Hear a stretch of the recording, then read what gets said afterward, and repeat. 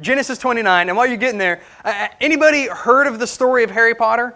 Right? Anybody heard of the author, J.K. Rowling? Give me a nod, let me know. This is one of the most famous fantasy stories ever been written. And I mean, it has grossed more than 450 million copies, okay? 450 million copies of the books have been copied, been printed, and the author J.K. Rowling, she is one of the very first, if not the first author billionaire from the stories, and the book has been translated into 70 languages, including Latin and ancient Greek, which nobody speaks. Okay, that's odd. That's impressive, right, to be able to do that.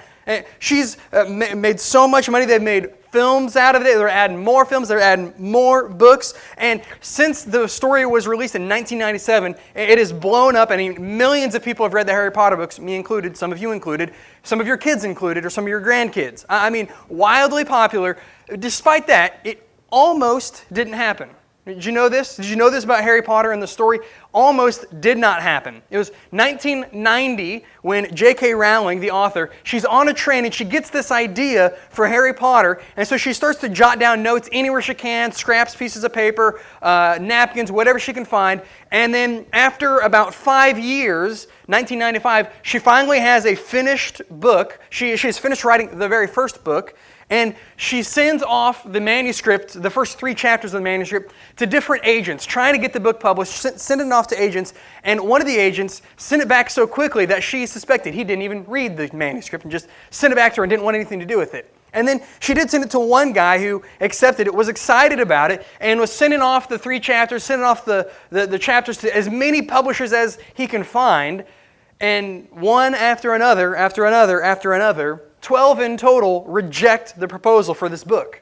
Can you imagine being one of the publishers who rejected the Harry Potter series, which has 450 million copies worldwide? I mean, rejected it over and over and over again until finally the agent sent it to Bloomsbury Publishing in England, and they're the editor of it, the chief guy, whoever the guy is, I don't know the title there, but he gets the manuscript and he lets his daughter, who's 8 years old, read the first chapter, and she said, "This is like nothing else I've ever seen, nothing else like I've ever read. You've got to get this book." And so her dad agrees to publish the Harry Potter very first book, Harry Potter and the Sorcerer's Stone, or the Philosopher's Stone in England. But J.K.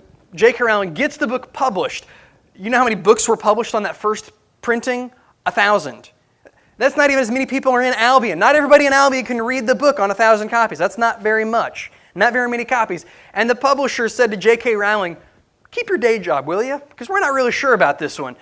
But she does that. They publish the books, and then it blows up. It goes wildly popular. Millions and millions, if not billions of people have read these books, and now she's one of the most famous authors in the world, all because some 8-year-old little girl told her dad, "Don't reject this one again," just like the other 12 did. Now, anybody ever faced rejection like that before? 12 publishers saying, "No, I want nothing to do with that"? You ever thought, "I want to do this thing, I want to go in this direction, I want to have this thing happen," and you're afraid of being rejected? Anybody else with me? You know what I'm talking about? Where you want this thing to happen and then you freeze up because you don't want to be humiliated, you don't want to be embarrassed, you don't want to have your ego hurt. Anybody else like that? You're afraid of what's going to happen, you're afraid of the answer, so you just don't go through with it? Or maybe even if you do go through with it, you still get the sweaty palms and the shaky legs and the dry mouth, anything like that. Anybody else experience some of this? Where you want to do something and then you're just afraid, and so you tense up and you're not really sure who you should date if you're wanting to ask them out on the date, or you're wanting to apply for the school, but you don't apply for the school, or you get scared for applying for the school, or like J.K. Rowling, you've got a manuscript, you've got an idea, and you don't send it off, or you have an idea for your job to make things more efficient, and you don't tell your boss, you don't bring it to them, or you got a friend who's sinning blatantly, and you're afraid to confront them because you don't want them to reject you, you don't want them to ruin their friendship after that, or you're afraid of inviting somebody to church because, again, you don't want to ruin the friendship. Anybody else with me?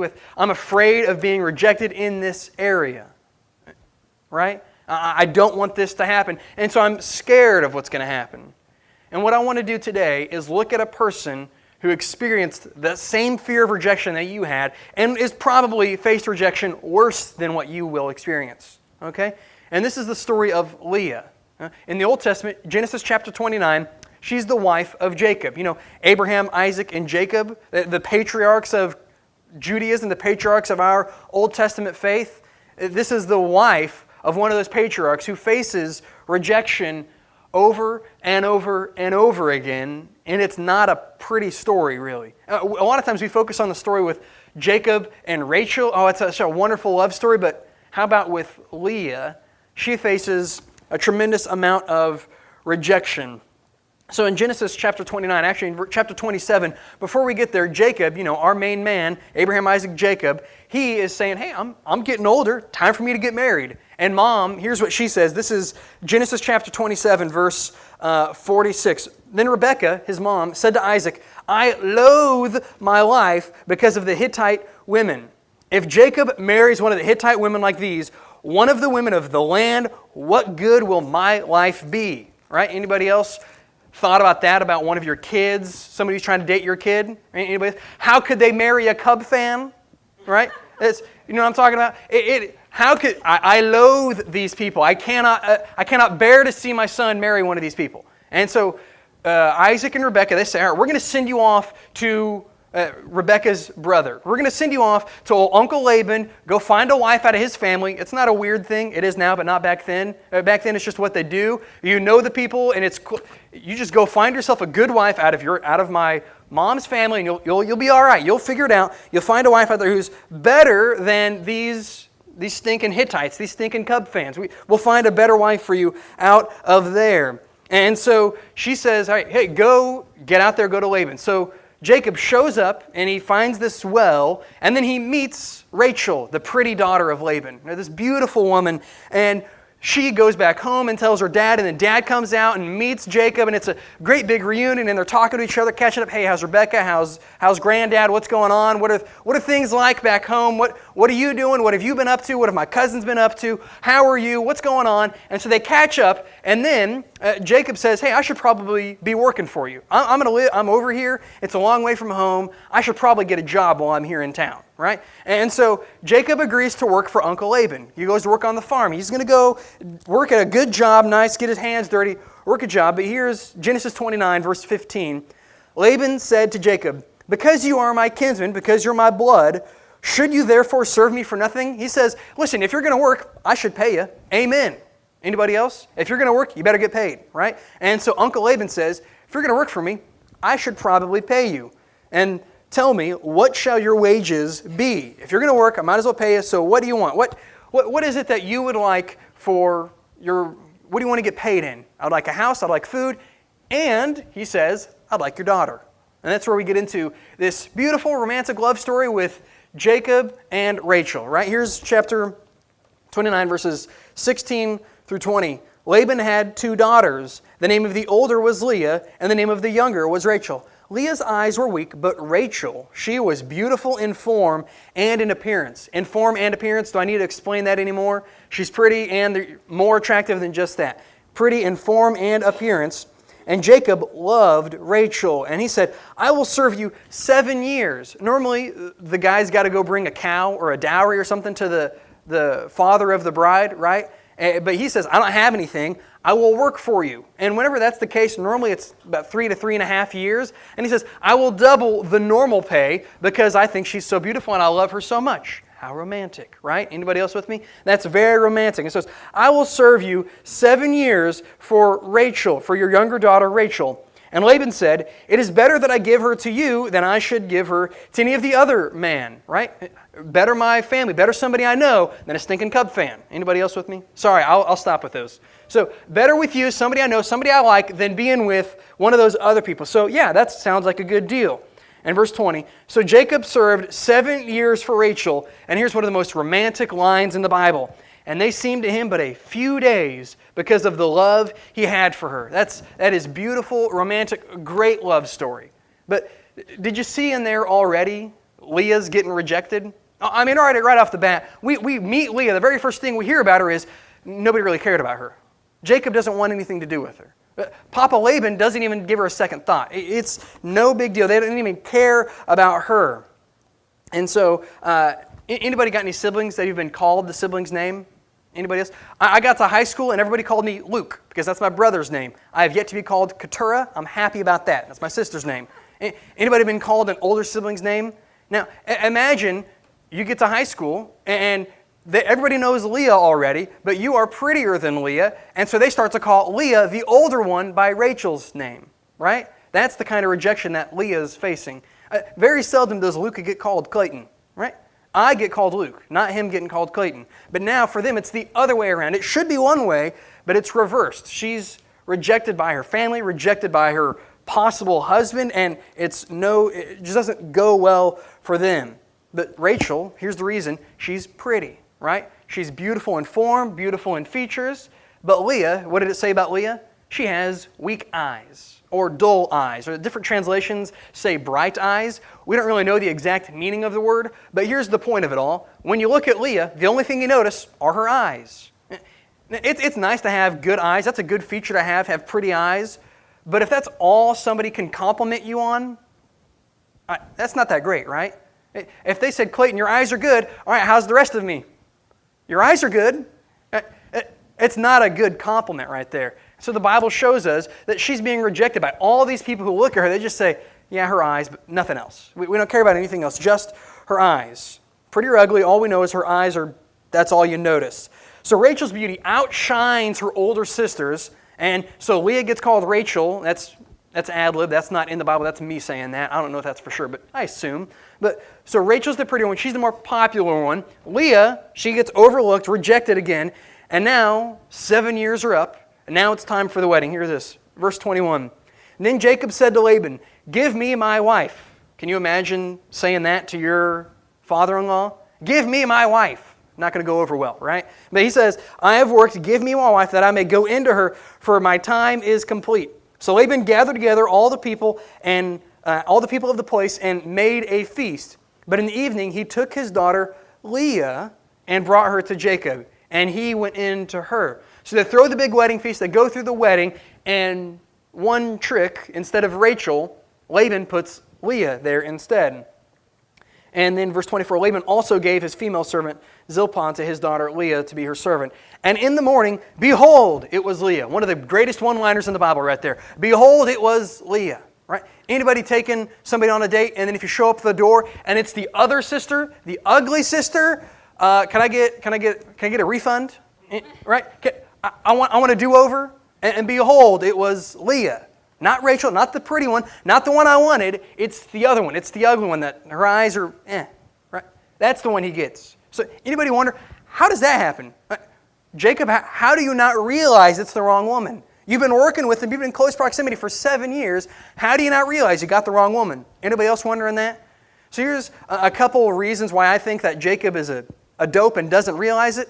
First of all, Jacob, a little too eager, okay? He is madly in love with Rachel, wants to marry Rachel, and has to be around her for 7 years and can't marry her. Think that would drive a guy crazy, being madly in love with a woman, being next to her for 7 years and can't marry her yet? So he's a little too eager. And you see that in the verse. Hey, Laban, give me my wife, right? If he had said, hey, give me Rachel, different story. We'd have a different story in the Bible, right? But instead he says, give me my wife. He's just eager. And what does he say? So that I can go into her. You know what that means? I want to go into the tent and do what married couples do. I want to go consummate the marriage. He's eager about it. He's excited. He's want to jump in the gun, and he's a little bit over eager, over anxious. All this could have been avoided, but he's just a little bit too eager. And then on top of that, it's a marriage, and it's a feast, and Jacob gets a little too drunk. Okay? It doesn't say he's drunk, but what it does say in verse 22, it says, Laban gathered together all the people of the place and made a feast. You know what happens at feasts? They bring out the wine. And you know how long feasts last? For a week. And they're going to be drinking that whole time. And that first day when they first get married, that's going to be the craziest party of the whole week. So they have a feast, they have wine, they have a little bit more wine, and then how about a little bit more wine on top of that? So there's just drinking and drinking and drinking, and finally, hey, give me my wife, and look, there she is, and he's a little bit too drunk, a little too eager, a little too drunk, and gets the wrong woman. Now here's the last one. Probably a little bit too dark at the time. okay? The woman at the wedding would wear a very thick veil, not like a little dainty mesh veil like we see today. Those are pretty and all, but that's not what they wore back then. They wore more like what we see the Islamic burqa, you know? It is a sheet draped over the face with the eyes showing, right? At best, the eyes showing, okay? And so he assumes this woman under the veil is his Rachel, his love. And then it gets to nighttime, and they go into the tent, and it's dark, and it's veiled, and so he can't see, and he's too drunk, and he's too eager. And so he consummates the marriage with this woman who he assumes is Rachel. And then behold, in the morning, it's Leah instead. It is not who he had expected. Now, Leah, during this whole time, she knows what's going on, right? She's a woman. She can think for herself. She knows what's going on. She knows that Papa Laban switched her out for Rachel. She knows that she's going to go and trick this man. But here's what she wants. She just wants to find love. Because if you've faced your whole life being rejected, being overshadowed by your younger sister, if you finally get to have a marriage, you're going to be excited about that. Anybody else? Right? You're going to be excited about getting married. And so she goes along with it, and she wants to find love, wants to find acceptance. And that's not exactly what happens, though. Look at verse 24 and 25. Or 25. And in the morning, behold, it was Leah. And what does Jacob do? He's going to say, all right, I'll take second best. That's all right. We'll be all right. I've already consummated the marriage. I've already been with you. We've already gone through the vows and everything. I'll take you as my wife, and we'll make it work. Instead, what does he do? He goes right past Leah, right past Rachel, straight to Laban. Verse 25. What is this you have done to me? What have you done to me? Did I not serve with you for Rachel? Why then have you deceived me? I served you for Rachel. What's the deal?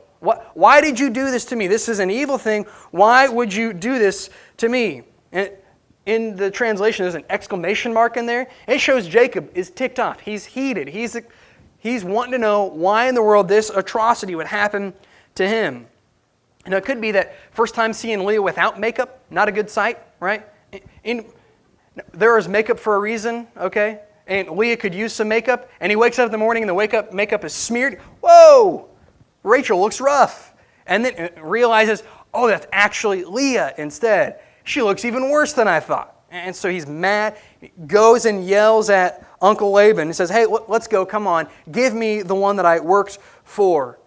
And then verse 26, Laban said, it is not so done in our country to give the younger before the firstborn. You see, he says, well, it's just our custom. We're going to give the older one before the younger one. Right?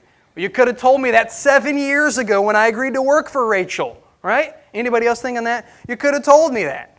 But now he's married to Rachel, and when you get married in the Old Testament and you consummate the marriage, there's no going back. There's no annulment. You can't go to the lawyer at noon and get it all switched out and divorced, annulled, whatever. It's stuck. It's there. You're married. Deal with it. That's all that it is. And he doesn't say, hey, I guess this will do then. He says, give me the other one as well. I want my wife. Leah, rejected by her husband, pushed aside by her husband, and then dad said, well, I just had to do that. Rejected by her dad. Dad has no faith in his daughter that she can get her own husband. Pushed to the side. And now verses 26 and 27, or verse 26 we already read, Laban said, it is not so done in our country. Verse 27, he says, complete this week, the week of this one. So right now they're in the marriage week. They get married on Sunday, and the marriage lasts until Saturday. You know, that's the whole feast. He says, Monday morning, wakes up, oh, it's Leah. And so Monday morning, he says, hey, Laban, what's the deal? And he says, finish out the week, and I'll give you Rachel next Sunday. I'll give her to you next week. And so he says, all right, fine, let's do that. Keep on reading verse 27. Complete the week of this one, and we will give you the other one also in return for serving me another 7 years. I feel like this is the way it's supposed to be. So you know what? If you work another 7 years, right? Remember, it's only 3.5 years is the typical amount. And now double that and double that. That's a whole lot of time working for the wrong woman. And then a whole lot of time working to try and get the right woman. But the thing is, he says, I'll give you at the end of the week if you work another 7 years. So he's going to get Rachel at the end of the week. But look at how Laban talks about his daughters. If you finish out the week with this one, that's not very endearing, right? Would any of you call your daughter or your son this one?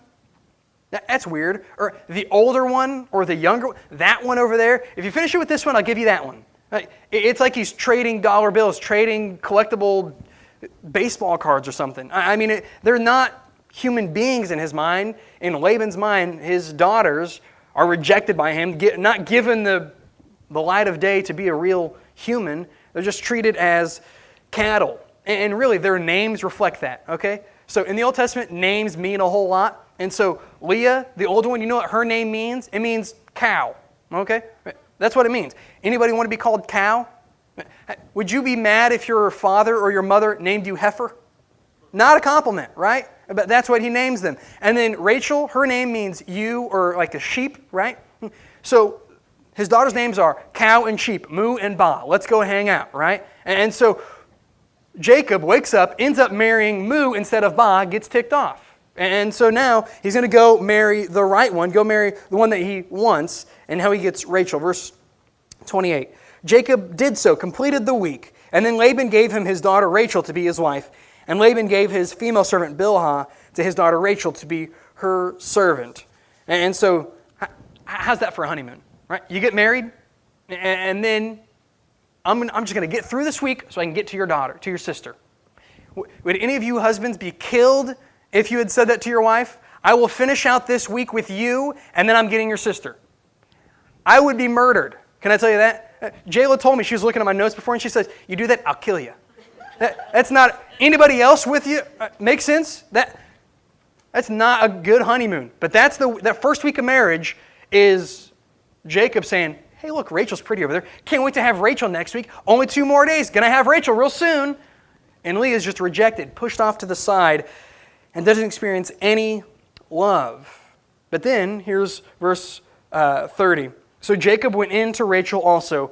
And here's the kicker. Here's the theme verse for all this. And he loved Rachel more than Leah. And he served Laban for another 7 years. That's rough. That is rough if you're Leah. That's a whole lot of rejection. You marry a man, but he loves your younger sister more than you. Rejected by her husband, rejected by her dad, rejected by her sister. And here's verse 31. When the Lord saw that Leah was hated, he opened up her womb. And by the way, that word hated, that's translated correctly. Hated, disloved. There are softer versions, but hated is the right one. Okay? He loves Rachel, but hates Leah. Rejects Leah. Wants nothing to do with Leah. But he's married to her, so he's going to do the right duties, go through the marriage with it, and now Leah is able to bear children, where Rachel is not able to bear children. And so now here's where we get into some neat things. You know how names mean something? Leah names her children what she's feeling, what she's experiencing. So here's the first one. And Leah conceived, verse 32, Leah conceived and bore a son, and she called his name Reuben, for she said, because the Lord has looked upon my affliction, for now my husband will love me. Reuben means like to look or to see. It sounds like that Hebrew word, to look or to see. And so she says, God has looked and seen my affliction and given me a son. Maybe now my husband will love me. Did you catch that? Maybe now my husband will look at me and see me as somebody to love. But instead, he doesn't. And so she conceives another child. Verse 33. She conceived again and bore a son and said, because the Lord has heard that I am hated, he has given me this son also. And she called his name Simeon. Simeon sounds like the word to hear.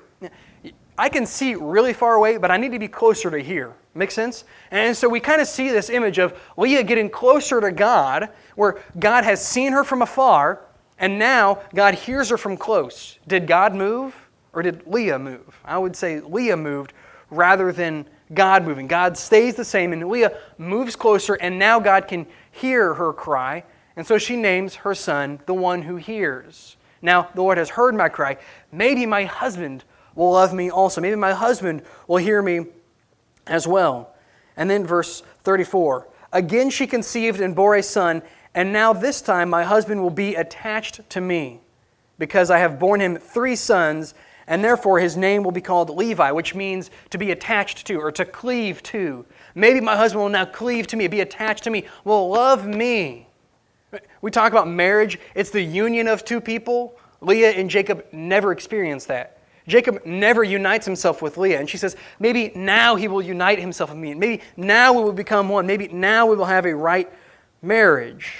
So she names her son, please be attached to me. Now, any women out there? bear 3 children for your husband, and then your husband says, hey, your younger sister's still prettier than you, would you kill him? Right? Leah, rejected. At the marriage, rejected. Rejected by her father. Rejected after 1 kid, after 2 kids, after 3 kids. Rejected over and over and over again. Just this spiral of rejection.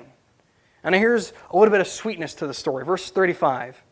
And she conceived again and bore a son and said, this time I will praise the Lord.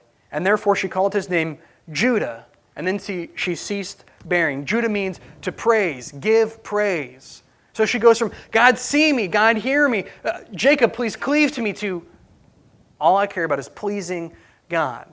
She faces rejection by humans left and right over and over again. And she goes from pleading with her husband, please love me, please be attached to me, to accepting love from God instead. This woman has feared rejection for the entirety of her life, for the entirety of growing up, and now she finally finds acceptance. Any of you have that fear of rejection? Any of you ever faced rejection like Leah? I doubt it. The shaky hands, the clammy, you know what I'm talking about? Leah faced that every single day. Will my husband love me today? Will my husband finally cleave to me? Until eventually, after 4 kids, finally instead finds her meaning from God rather than from human beings. Okay? You and I, we care about what other people say. That's why we fear rejection. We're afraid it's going to hurt our ego. And we find happiness among people. What's Christmas all about? About being around family, right? That's what a lot of people say. Okay? That's not what Christmas is about. But that's what people think it's about. Because that's where people try and find their meaning. Around from your friends and your family and your kids and your grandkids. That's where a lot of us find meaning.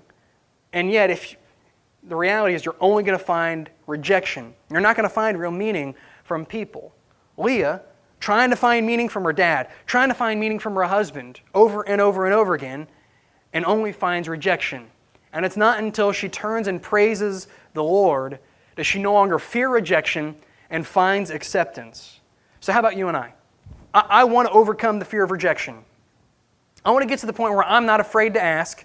I want to get to the point where I'm comfortable in doing this, and if I get rejected, that's fine, but I'm not afraid of it.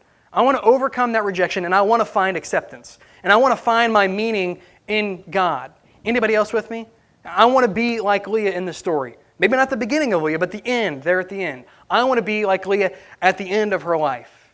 So I want to look at, and this is where we get the fill in the blanks. Sorry for taking so long to get there. But we're going to get to how she does this. A couple easy steps, practical steps that you and I can do to overcome the fear of rejection, to overcome that fear, and then to find meaning in God rather than in human beings. You follow along? Trying to find meaning in God rather than in human beings. And so here's the first step that she goes through. It is right up there. Recognize the problem. So here's the problem. I'm afraid. Make sense? The problem with Leah, she's afraid of rejection. Anybody else afraid of rejection? You know what Alcoholics Anonymous and Narcotics Anonymous, you know what the first step is? I've got a problem. Right? Have you ever heard the first step is admitting it? That's the first step here. I have a problem, and it's that I'm afraid of something I should not be afraid of. I am afraid of being rejected by a human being that's going to be dead in 100 years. Right? I'm afraid of somebody that's not going to make a crazy impact on this earth, where I should be afraid of God. That's what we talked about last week. Where I should fear God instead of fearing rejection, instead of fearing mankind. And this is where stop lying to yourself and saying, oh, it's not that big of a deal, or I didn't really want that job anyway, or it's just the bad economy, that's why it took a bad swing. How about you admit the problem and say, I'm afraid of rejection. Right? I'm afraid of rejection. You are afraid of rejection. That's the first step. Recognize the problem. Look at this verse. This is Psalm 56:3. When I am afraid. Not, hey God, if I'm afraid, when I'm afraid. It's going to happen. When I am afraid, I put my trust in you. He admits he's afraid, and he turns his trust to God. Recognize the problem that you are afraid. That's what Leah did. This is verse 30. Jacob went into Rachel, and Jacob loved Rachel more than Leah. And she recognized this in verse 34. Maybe this time my husband will be attached to me because I have borne him 3 sons. She finally realizes that she's afraid of rejection from her husband and instead turns her focus to God. And so first step is recognize the problem, and it's that you are afraid of rejection. Now here's the next one. Redefine your expectations. When you go into, when you're nervous about asking a question, nervous about doing this thing, nervous about proposing that idea, what do you expect in the end? Do you expect everybody to say, "Oh yeah, that's great, Clayton, you're going to get it"? Do you expect everybody to like you? Or do you expect something worse than that? Do you recognize that rejection is a possibility, or do you only fear the abstract of that? Do you expect everyone to like you because that makes, whenever people don't like you, rejection a little bit harder? Do you expect God to deliver you? Do you expect God to never even put you in that situation in the first place? Here's the deal. I want you to expect rejection. Hear me? You will be rejected. I will be rejected. In life, we are going to face rejection. So expect it. But then, take that expectation and turn it into a test. You hear me? Because if I'm going to face rejection, if I'm going to face that anyway, I should be ready for it, and I shouldn't be afraid of it. I should instead utilize it for my benefit. Does that make sense? Instead of being afraid of this thing, instead of wondering if it's going to hurt me, use it to help you instead of using it to hurt you. This is James. I love this little section in James. Blessed is the man who remains steadfast under trial. Blessed is the one who faces rejection and comes out better anyway. For when he has stood the test, he will receive the crown of life, which God has promised to those who love him. Now with Leah, with each life event, she gets rejected, right? Everything, marriage, sex, kids, just life in general, she faces rejection, and she expects Jacob to love her. That's what she wants. That's what she thinks is going to happen. She says, Jacob is going to love me, and instead she gets rejected. But then, it's not until she changes her expectations does she face acceptance instead. Verse 29, chapter 29, verse 35. She conceived again, bore a son, and said, "This time I will praise the Lord." I don't know what's going to happen. All I expect is that I will praise the Lord. So she changes her expectations from, he's going to love me this time. He's going to love me this time to, I'm going to glorify this time. She changes, she redefines her expectations. Now here's the last one. Refocus on service. Here's a word of wisdom for a human being. It's not about you. Okay? Life, the Bible, this town, this world, this country, not about you. Not about me. Okay? It is never about me. The story of the Bible is always about God. The story of my life should not be about me. The story of my life should be about God. And what does Jesus tell us? What are His examples? To go out and serve people. Not to say, hey, what can I do? What can I have? What can I get? It's how can I serve? Who can I serve? Where can I serve? What can I do to help other people, to lift other people up instead? When you're afraid of rejection, who are you most focused on? Me, numero uno. If I'm afraid of being rejected, I'm not focused on anything else except for me. And with Leah, she's facing rejection. Who is she focused on each and every time? Maybe now my husband will love me. Maybe now my husband will cleave to me. Maybe now my husband will see me. It's all about her. And it's not until she redefines her expectations and looks and says, God, I'm going to praise you. Not, hey, maybe now it'll work out for me. Maybe now it'll be better for me. Maybe now I'll get this. Maybe now I'll serve God instead. Maybe now I'll serve instead. And now it's for this reason that Leah changes her focus from herself and focuses it instead on God, that she gets this. This is in Genesis chapter 49. I don't have it up there, so just listen along. Genesis chapter 49, verse 31. And this is whenever Jacob is getting ready to die. Okay? Jacob married Leah and Rachel. Jacob's getting ready to die, blessing his sons. And here's what he says. What verse am I in? Hold on. I knew this. Ignore me for a second. Genesis 49:31. Thank you, Clayton. That's good. 49:31. He says, there they buried Abraham and Sarah, his wife. He says, hey, take me back to the family burial plot and bury me. And he says, there they buried Abraham and Sarah, his wife, a beautiful woman. There they buried Isaac and Rebekah, his wife, a beautiful woman. And there I buried Rachel, a beautiful woman. Right? That's what you expect. That's not what's in there, though. There I buried Leah, the one with dull eyes. There I buried the woman who showed me what a godly life was like, one who served others rather than serving herself. Leah finally gets around to it and understands that this life is not about her. It's not about her getting accepted. The life is about glorifying and praising God. And you guys can come up and play while I read this verse out of Philippians, a couple verses. Do nothing out of selfish ambition or conceit, but in humility count others more significant than yourselves. Let each of you look not only to his own interest, but also to the interest of others. If you're afraid of rejection, if you fear being rejected, recognize that you're afraid, recognize the problem, admit the problem, redefine your expectations, expect to be rejected, and then expect to glorify God instead. And then finally, refocus on service. Serve others and serve God. Recognize your fear, expect rejection. It's a test, by the way. And focus on God. Focus on serving. That's how we can find our meaning in God rather than humankind.